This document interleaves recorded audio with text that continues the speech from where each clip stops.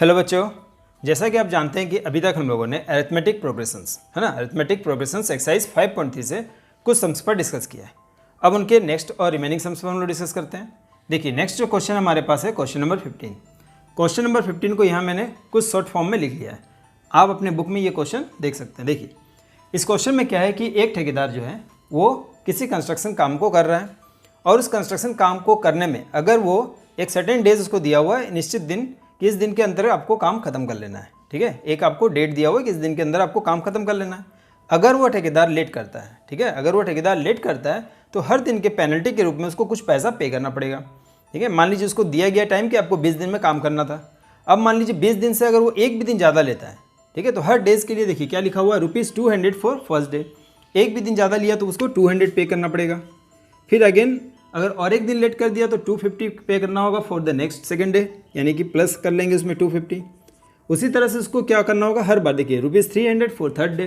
ठीक है, इस तरह से उसको पेनल्टी देना होगा अगर वो लेट करता है तो। और वो ठेकेदार जो है वो 30 डेज तक इस तरह से एब्सेंट रहा, यानी उसने लेट किया है कितना, 30 डेज तक। अब अगर उसको 30 डेज तक अगर उसने एब्सेंट किया है तो आपको क्वेश्चन क्या है कि how much money contractor has to pay as penalty, penalty के रूप में उस कॉन्ट्रैक्टर को कितना रुपया पे करना पड़ेगा। If he has delayed for the work कितना, 30 डेज। तो यहाँ पर देखिए ये किस फॉर्म में है ना, बताइए ये किस फॉर्म में। आप बोल सकते हैं ना इसके बीच में कॉमन डिफरेंस सेम है, इसलिए हम लोग बोल सकते हैं कि ये क्या है, एपी में है। अगर ये एपी में है तो आपको यहाँ पर 2-3 चीज़ आपको एकदम क्लियरली समझ में आ रहा है। ये क्या है बताइए, 200 हमारे लिए क्या होगा, A1 यानी ए आप लिख सकते हैं, यानी हमको फर्स्ट टाइम पता है कितना है 200। कॉमन डिफरेंस, इनके बीच में कॉमन डिफरेंस कितना बोला गया है कि हर दिन क्या होगा, 50 रुपीज़ और ऐड होते जाएगा, है ना, पेनल्टी के रूप में हर बार 50 रुपये ऐड होते जाएगा। एक दिन काम नहीं किया 200 रुपया, अगले दिन काम नहीं किया 250 रुपया, फिर 300, फिर 350, इस तरह से होते जाएगा। यानी आपके पास डी कितना हो गया, इसको अगर माइनस भी कर ले हम, A2 - A1 कर ले, वैसे भी आपको पता ही है कि 50 ऐड होते जा रहा तो यानी कि 50 होगा, यानी 250 - 200, तो डी कितना आ गया आपका बताइए, 50। यहाँ पर आप ध्यान दीजिएगा, आपको क्या दिया है 30 डेज़ आपके लिए क्या होगा बताइए, 30 डेज़ हमारे लिए n है। क्यों, क्योंकि आपने 30 डेज़ तक काम नहीं किया है ना, तो n आपको पता चल गया, n कितना हमारा 30। अब आपको क्या करना सोचिए, सबको हम सम का फॉर्मूला SN का फॉर्मूला हम लोग अप्लाई करेंगे। SN का फॉर्मूला आप लोग जानते हैं, SN इक्वल टू क्या था हमारे पास, n/2 2a + n - 1d, तो बस उसमें अप्लाई कर लीजिए। देखिए SN इक्वल टू बताइए n/2 2a + n - 1d, ये आप जानते हैं, बस फॉर्मूला अप्लाई करना है और हो गया सॉल्व। एस एन के प्लेस में क्या लिखेंगे 30, यहाँ भी आप कर लीजिए 30/2 2 × a कितना है, फर्स्ट दिन का पेनल्टी का चार्ज कितना था बताइए 200। उसके बाद क्या करेंगे n - 1 यानी कितना हो गया बताइए 30 - 1, और d कितना था आपके पास 50। ठीक है, इसको आप सॉल्व कर लीजिए, आराम से बन जाएगा। देखिए इसको अगर मैंने कैंसिल किया तो कितना हो गया बताइए 15 ना, यहाँ कितना हो जाएगा 400, ये आपका कितना हो जाएगा 29 और इंटू 50। ठीक है, इसको और मल्टीप्लाई कर लेते हैं यहाँ पर, तो देखिए S30 इक्वल टू क्या हो जाएगा, यहाँ क्या आ गया आपका 15, यहाँ 400, इसको पहले मल्टीप्लाई कर लेना, तो देखिए 400 को एज इट इज़ रहने दीजिए, इसको इंटू कर लीजिए, 9×5 = 45 का 5, हाथ में बचा 4, है ना, 5 दिन 10 हो 14, उसमें एक 0 अप्लाई कर लीजिए, तो क्या हो जाएगा 15, इसको ऐड करिए 1000, ये कितना हो जाएगा 850 होगा ना। अब इसको हम लोग मल्टीप्लाई कर लेंगे, तो इसको आप मल्टीप्लाई औरली भी कर सकते हैं। 15 का टेबल अगर आपको आता है, 0 पहले ड्रॉप कर लीजिए, 15 5 जा 75, 75 का 5, हाथ में कैरी बचा 7, है ना, 15 8 जा कितना हो गया 120, 120 में 7 ऐड कर दीजिए, कितना हो गया 127 का 7, हाथ में कितना बच गया फिर 12, 15 1 जा 15, 15 में 12 ऐड कर दीजिए, कितना हो जाएगा देखिए 27 हो गया। यानी क्या होगा, आगे में आप रुपीज़ लिख सकते हैं ना, कि रुपीज़ कितना हो गया 27,750, इतना ज़्यादा उसको पेनल्टी पे करना पड़ेगा। ठीक है, अगर वो 30 दिन तक काम नहीं करता है तो उसको 27,750 रुपया एज ए पेनल्टी देना पड़ेगा। ये आपको समझ में आया, एज ए पेनल्टी उसको कितना पे करना होगा 27,750 रुपया। तो ये हमारा हो गया आंसर। तो आई होप कि ये क्वेश्चन आपको इजीली समझ में आ गया होगा। एक बार फिर से देखिए क्या किया हमने अभी तक। आपको एपी के फॉर्म में पहले इस क्वेश्चन को हमने क्रिएट कर लिया, 200 250 300 एंड सो ऑन। यहाँ से मैंने डी निकाल लिया, डी आपको जैसे पता चल गया, एन तो आपको पता ही है 30 डेज़ के लिए उसने काम नहीं किया था। उसके बाद आप फॉर्मूला अप्लाई कर दीजिए, SN का फॉर्मूला आप जानते हैं n/2 2a + n - 1d। चलिए नेक्स्ट क्वेश्चन पर। अब हमारा नेक्स्ट क्वेश्चन है, दैट इज क्वेश्चन नंबर 16। तो चलिए स्टार्ट करते हैं और देखते हैं इस क्वेश्चन में क्या है। इस क्वेश्चन में आपसे ये पूछा गया कि sum of ₹700 is to be use to given 7 cash prizes if each prize is 20 less than its preceding one, है ना। हर एक प्राइस जो है वो पिछले प्राइस से 20-20 रुपया कम होते जा रहा है। तो ऑब्वियसली जो फर्स्ट होगा उसको जितना मिलेगा, सेकंड वाले को उससे 20 रुपये कम मिलेगा, थर्ड वाले को उससे भी 20 रुपये कम मिलेगा, ठीक है। तो अगर इसको हम लोग एपी के फॉर्म में अगर लिखना चाहे तो कैसे होगा, देखिए फर्स्ट जो है उसको कितना मिला, मान लीजिए उसको मैंने ₹A दे दिया, तो सेकंड वन को क्या मिलेगा, क्या बोला गया, 20 रुपये कम ना, तो इसमें 20 रुपये कम कर दीजिए, देखिए A-20। तो थर्ड वन को कितना मिलेगा, उससे और 20 रुपये कम कर देते हैं तो A-40। फोर्थ वन को क्या मिलेगा, और 20 रुपये कम कर दीजिए आप, A-60 एंड सो ऑन। इस तरह से आपको 7 कैश प्राइजेस आपको देना था। ये देखिए अब आपको क्या समझ में आ रहा है कि इसमें जो कॉमन डिफरेंस है, यानी कि जो एपी में जो गैप है वो सेम है ना, यानी हम लोग बोल सकते हैं ये एपी में है। अगर ये एपी में है, क्या है, अगर ये एपी में है तो हम लोग क्या करेंगे, पहला काम क्या करते हैं, डी निकाल लेते हैं। तो आप डी निकाल लो यहाँ से, तो डी इक्वल टू क्या होगा, A2 माइनस A1, यानी कितना है, देखिए A2 कितना है, A-20 माइनस A1 कितना आपके पास, A और A कैंसिल हो गया, तो क्या बच जाएगा बताइए यहाँ पर, -20। ये आपका क्या निकल गया, डी। अब आपसे क्या बोला गया है कि आपके पास देखिए 700 टोटल अमाउंट था, यानी ये जो है वो 700 क्या है आपके लिए बताइए। तो सोचिए यहाँ पर कि 700 क्या है, AN है या SN है। AN मतलब आपने पढ़ा है ना कि किसी एपी का लास्ट टर्म, तो ऑब्वियसली ये लास्ट टर्म तो है नहीं, क्योंकि टोटल आपको 700 रुपया डिस्ट्रीब्यूट करना था। दैट मीन्स ये क्या है, हमारा SN है ना, ये क्या है हमारा SN। तो आपको यानी कि पता है कि SN इक्वल टू हमारे पास है 700। अब हमें क्या करना है, बस SN का फॉर्मूला अप्लाई कर दीजिए। SN आपने क्या पढ़ा है, देखिए n/2, ये हो जाएगा ना 2a plus n-1d equal to कितना हो गया, 700। n कितना हमारे पास आपको बोला गया, देखिए आप कितना केस प्राइस में आपको देना है, 7, यानी n हमारे पास कितना है, 7। ये आपने समझा कि n कितना था हमारे पास, 7। आप यहाँ ब्रैकेट में लिख सकते हैं कि n कितना था हमारे पास, 7। तो यहाँ पर हम लोग n के प्लेस में 7 पुट कर लिया मैंने। देखिए 2a कितना हमारे पास, देखिए a कितना है, तो a को a ही लिख लिया मैंने यहाँ पर। n कितना है, n हो गया 7 - 1, और d कितना लिखेंगे बताइए, -20। अब यहाँ ध्यान दीजिएगा, -20 आप इस तरह से ब्रैकेट देकर लिखिएगा, ठीक है ना, इक्वल टू 700। इसको और सॉल्व कर लीजिए, देखिए यहाँ क्या हो जाएगा आपके पास बताइए, 2a प्लस ये हो जाएगा 6 × -20 इक्वल टू, यहाँ पर मैंने क्या किया 700, ये ध्यान दीजिए ये 2 कहाँ जाएगा, मल्टीप्लाई में ना, और ये 7 कहाँ जाएगा, डिवाइड में। आप 7 से कैंसिल कर लो, 7 1 7 0 0, ठीक है।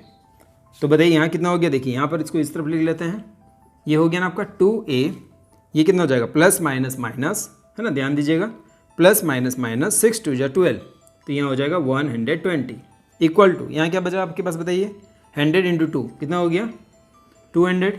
कोई दिक्कत नहीं है, फिर से देखिए आपने क्या किया, हमने 2a 6 को मैंने 20 से मल्टीप्लाई कर लिया, -120 इक्वल टू यहाँ 200। अब यहाँ से आप सॉल्व करिए, देखिए 2a इक्वल टू क्या होगा, 200 प्लस 120, तो a कितना निकालेंगे हम लोग, इसको ऐड कर लिए, कितना हो गया 320 डिवाइडेड बाई 2, तो ये कितना आ गया 160। जैसे ही आपको ये पता चल गया a कितना है 160, यानी फर्स्ट प्राइस कितना है बताइए, फर्स्ट प्राइस कितना है 160 का।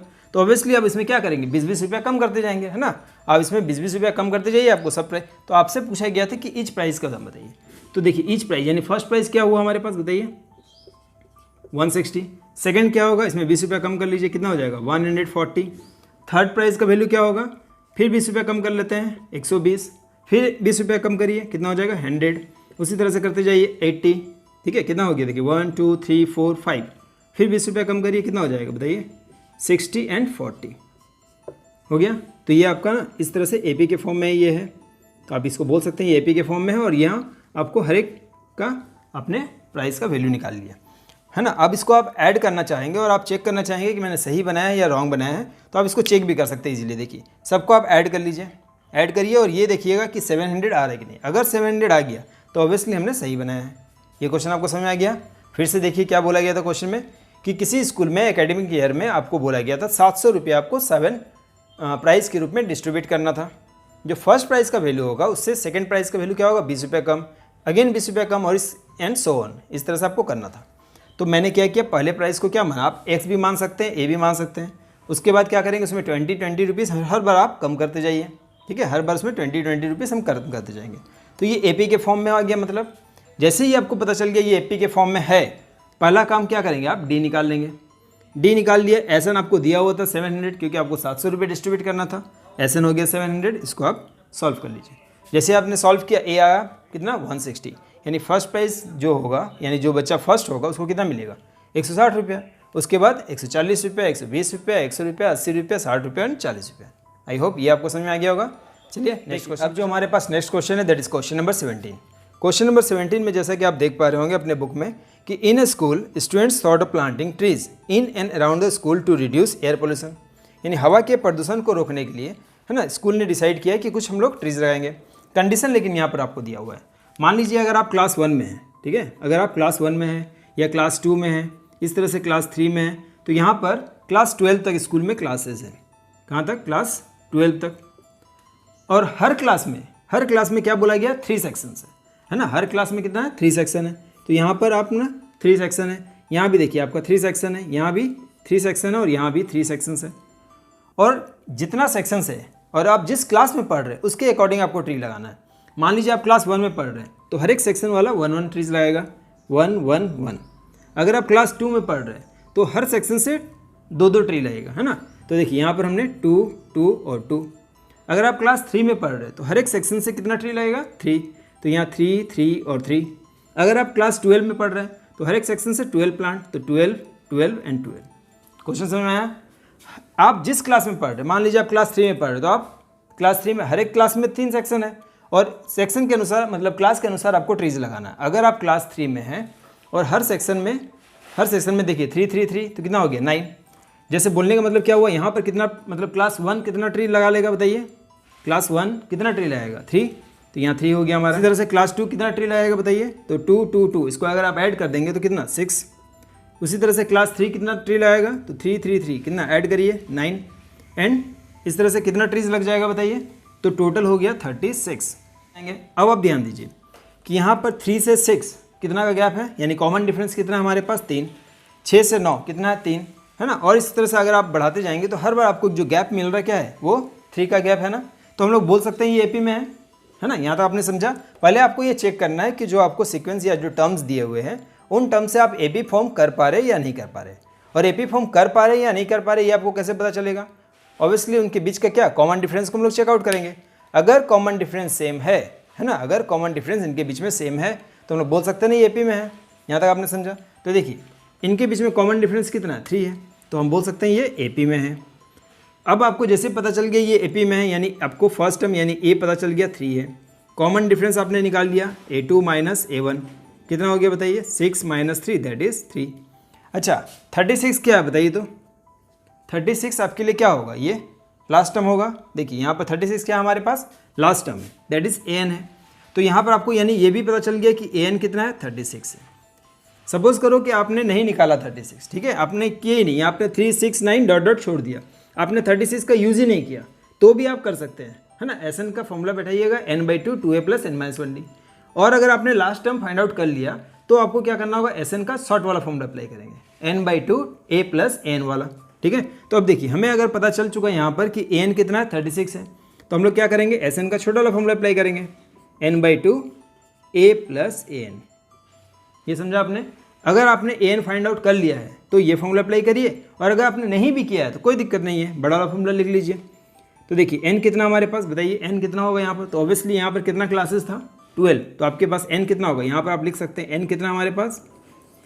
n कितना है? 12 हो गया। तो यहाँ पर हमने क्या लिखा? S12, यहाँ पर लिख लिया 12/2। a कितना था हमारे पास? 3, तो 3 और AN लास्ट टर्म कितना था? 36। इसको आप कैंसिल कर लीजिए, कितना आएगा? 6। इसको ऐड कर लीजिए 39 और बस जस्ट मल्टीप्लाई कर लीजिए। 6 नंबर 54 का 4, हाथ में 4 5, 6 दिया 18, 18 और 5 कितना हो जाएगा? 23, 2, 3, 4, यानी टोटल नंबर ऑफ ट्रीज कितना ऐड हो जाएगा? मतलब बताइए पूरा स्कूल के द्वारा कितना ट्रीज लगेगा? 234, 234 ट्रीज लग जाएगा, ठीक है। आई होप ये भी आपको समझ में आ गया होगा।